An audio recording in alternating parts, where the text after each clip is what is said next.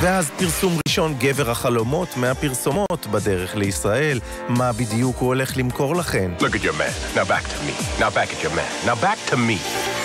לירון חוזרת עכשיו עם כוכב גיבור על אחר שמגיע לכאן עם להאמין לפרסומות צפוי לרגש את הנשים, אולי קצת פחות את הגברים שלהן. Look at him, now look at your husband. לגמרי, הגבר שהגבר שלכן יכול להריח כמוהו, זוכרים את הפרסומת ההיא? מגיע עכשיו לישראל.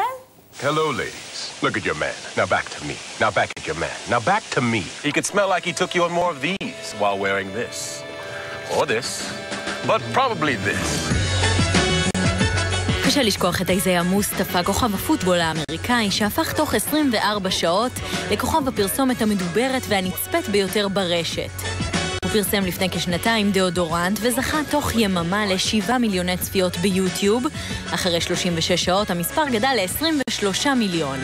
המוני גרסאות וחיקויים עלו בזה אחר זה לרשת קצת אחרי. אפילו יאיר לפיד, שהודיע בערך אז שהוא עובר לפוליטיקה, קיבל את הסרטון שלו. שלום, תסתכלו על ראש הממשלה שלכם. חזרה אליי, חזרה אל ראש הממשלה שלכם. חזרה אליי. לצערכם, הוא לא נראה כמוני.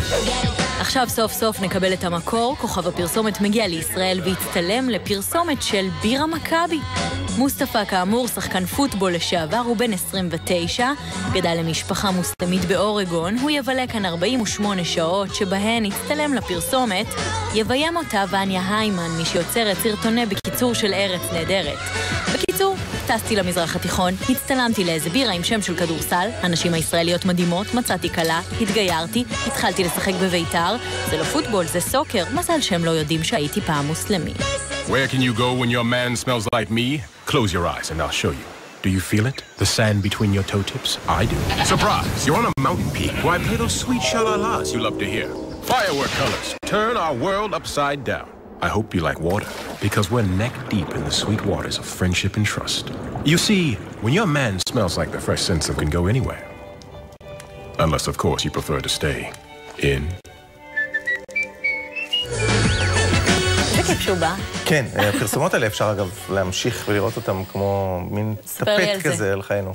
טוב, תירגעי. אני רגועה? אני חושבת שהיה אפשר להמשיך לראות. עכשיו תסתכלי על הבעל שלך. הכל בסדר? הבעל שלי שווה, נכון.